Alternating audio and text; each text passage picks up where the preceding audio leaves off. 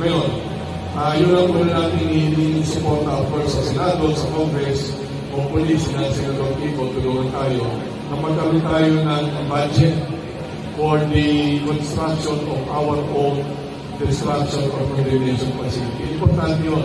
Sa ibang bansa, ginagawa yan. Dito sa ating bansa, wala.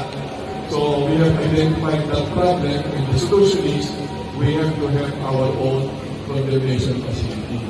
Plus the budget to do the condemnation. Kasi ngayon, Senator, again, I'm not watching that in particular, but we have identified na doon sa budget ngayon, walang pondo para sa condemnation.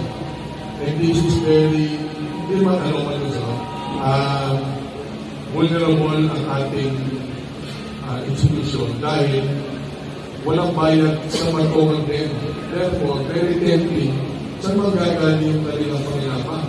Meron silang operations. Theoretically, dapat meron silang mga pakinabangan sa pinawal din. Doon nagagawa. So again, we need to support